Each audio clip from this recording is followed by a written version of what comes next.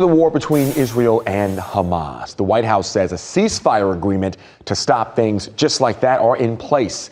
Israel has agreed to daily 4-hour pauses and airstrikes to allow civilians to flee northern Gaza.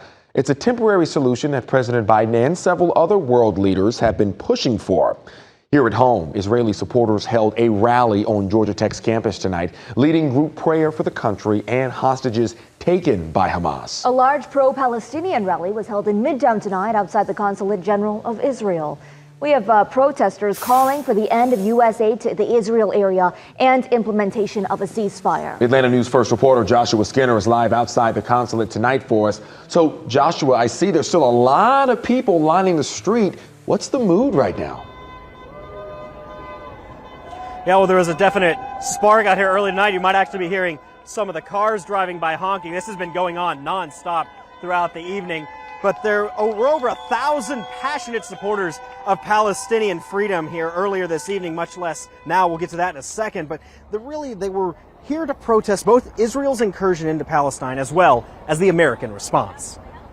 From the sea to the river. From the sea to the river. They chanted, Free, free Palestine. And they yelled, The people united will never be defeated. to push back against what Palestinian supporters view as genocide. The government of Israel has made the choice to fly in the face of everything that is just and good. Organized by the Party for Socialism and Liberation, as well as the Atlanta chapter of the Palestinian Youth Movement, the crowd railed against sending taxpayer dollars to Israel. So we can't have health care, we can't have free school, we're struggling with housing, gas, every price is going way, way up, and we're subsidizing a genocidal bombing campaign. As the protests grew, word spread of President Biden telling the media there was no possibility of a ceasefire.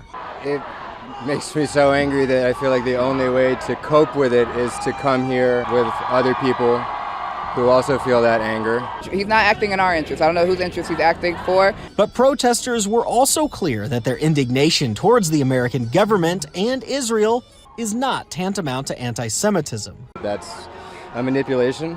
It's a lie. Long live Palestine! After several speakers addressed the crowd, law enforcement guided a march down Spring Street, chanting to free Palestine, stop the genocide, and demanding Israel accept a ceasefire. There's nothing that indicates that what they're doing in there is benefiting the human race. Now, we should mention, though, that the ceasefire we're talking about here is a longer-term ceasefire than the one that was put in place today. So two different things, just to clear up any confusion there. But to show you a little bit about what's going on here, you can still see all these people. This is a sit-in that we expect to go all night. You can see water, you can see pizza. A lot of people planning on being out here all night. Cars are driving by, still honking.